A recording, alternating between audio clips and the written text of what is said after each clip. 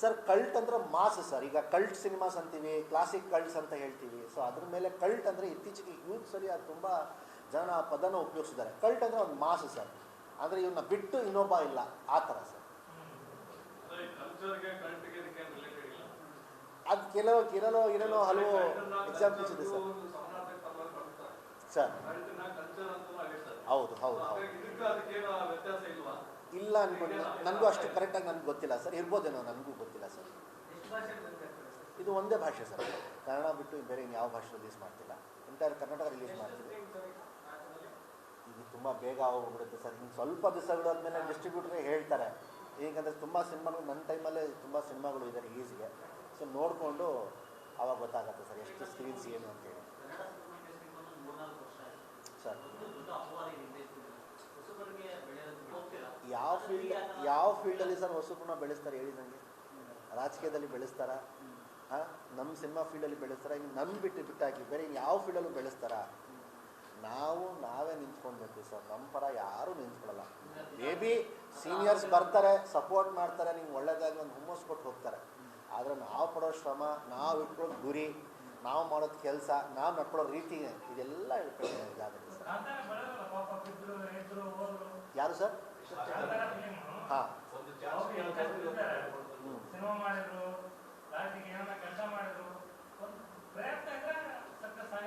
Of course ಅಷ್ಟೇ sir.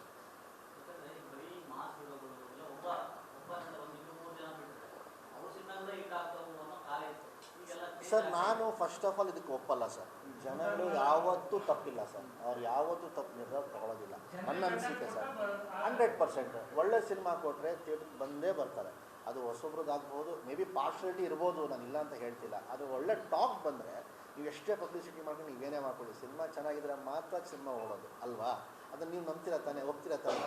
So ಹಾಗೆ ಒಳ್ಳೆ ಸಿನಿಮಾ ಮಾಡದೆ ಜನ ಬರಬೇಕು, ಥಿಯೇಟ್ರಿಗೆ ಬರಬೇಕು, ಯಾಕೆ ಬರಬೇಕು ಸರ್? ಅವರು 200 ರೂಪಾಯಿ ವೇಸ್ಟ್ ಮಾಡ್ತಿಲ್ಲ ಸರ್. ಅವರು 200 ರೂಪಾಯಿ ಅಲ್ಲ, 3 ಅವರ್ 4 ಅವರ್ಸ್ ಏನಕ್ಕಂದರೆ ಮನೆಯಿಂದ ಹೊರಟು ಗಾಡಿ ಎತ್ಕೊಂಡು ಟ್ರಾಫಿಕಲ್ಲಿ ಥಿಯೇಟ್ರಿಗೆ ಬಂದು ಗಾಡಿ ಪಾರ್ಕ್ ಮಾಡಿ ಅವ್ನು ಹೊರಗಡೆ ಹೋಗಿ ಪಿಕ್ಚರ್ ನೋಡ್ಬೇಕಾದ್ರೆ ಏನಕ್ಕೆ ನೋಡಬೇಕು? ಈಗ ನನ್ನ ಸಿನಿಮಾಗೆ ನಾನೇ ಪ್ರಶ್ನೆ ಮಾಡ್ಕೊಡ್ತೀನಿ, ಫಾರ್ ವಾಟ್, ಫಾರ್ ವೈ? ಈಗ ನನ್ನ ಸಿನಿಮಾ ನೋಡಬೇಕು, ಯಾಕೆ ನನ್ನ ಹೀರೋ ಆಗಬೇಕು, ನಾನು ಯಾಕೆ ಹೀರೋ ಆಗಬೇಕು, ಅವ್ರು ನನ್ನ ಹೀರೋ ಆಗಿ ಏನಕ್ಕೆ ತೊಗೊಳ್ಬೇಕು, ಅವ್ರು ಯಾಕೆ ನನ್ನ ಸಿನಿಮಾ ನೋಡಬೇಕು ಅಂತ. ಸೊ ಇದೆಲ್ಲ ಸರ್ಕಮ್ಸ್ಟೆನ್ಸ್ ಇಟ್ಕೊಂಡು ನಾನು ಸಿನಿಮಾ ಮಾಡ್ತೀನಿ. ಸ್ವಲ್ಪ ನೀರು ಕೊಡಪ್ಪ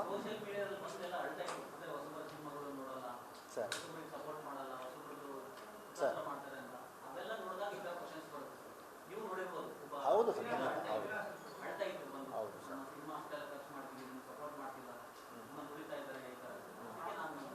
ಸರ್ ಇಲ್ಲಿ ಯಾರಿಗೂ ತುಳಿಯಲ್ಲ ಸರ್, ಇಲ್ಲಿ ಯಾರು ಬೆಳೆಸಲ್ಲ ಸರ್. ನಮಗೆ ನಾವೇ ನಿಂತ್ಕೊಳ್ಬೇಕು, ನಾವು ಹೋಗಿ ಮುಂದೆ ಹೋಗಬೇಕು. ಹೌದು ಬೇಜಾರಾಗತ್ತೆ, ಏನಂದರೆ ಪಾಪ ಹುಡುಗರು ಪಾಪ ಕಷ್ಟಪಟ್ಟು ಒಂದು ಸಿನಿಮಾ ಮಾಡಿರ್ತಾರೆ, ಎಲ್ಲೋ ಒಂದು ಕಡೆಯಿಂದ ಕಷ್ಟಪಟ್ಟು ಒಂದು ನಿರ್ಮಾಪಕರನ್ನ ಹಿಡಿದಿರ್ತಾರೆ ಸರ್ ಸಿನಿಮಾ ಮಾಡಿ ಅಂತೇಳಿ. 1 ವರ್ಷ 2 ವರ್ಷ ಜರ್ನಿ ಇರುತ್ತೆ. ಆ ಟೈಮ್ಗೆ ಈ ಥರದ್ದೆಲ್ಲ ಹಂಗೆಲ್ಲ ಆದಾಗ ಅವ್ರಿಗೆ ಬೇಜಾರಾಗುತ್ತೆ. ಏನು ಮಾಡೋಕ್ಕಾಗತ್ತೆ ಸರ್?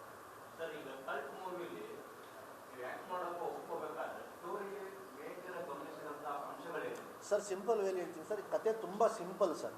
ನಾನು ಜಾಸ್ತಿ ಅಷ್ಟೊಂದು ತಲೆ ಕೆಡ್ಸ್ಕೊಂಡು ನಾನು ಇದು ಮಾಡಿಲ್ಲ. ಕತೆ ತುಂಬ ಸಿಂಪಲ್ಲು.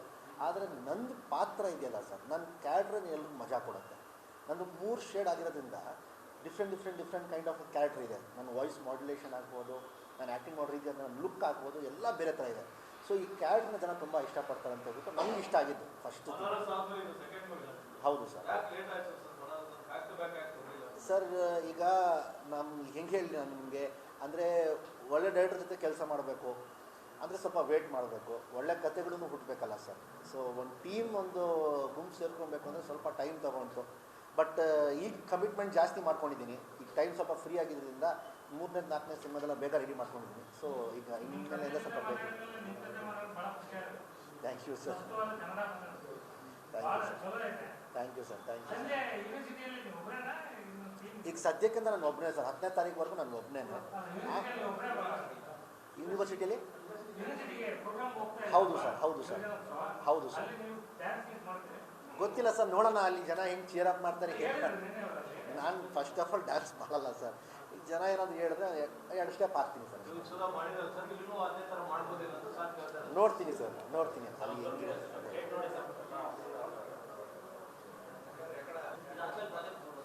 3 subjects ಒಪ್ಕೊಂಡಿದ್ದೀನಿ sir. ಲೈನಪ್ಪಲ್ಲಿ ಇದೆ. ಇದು ಇನ್ನೇನು ಮುಗಿತಾ ಬಂದರೆ ಅದು ಶುರು ಮಾಡ್ಕೊಳ್ತೀನಿ.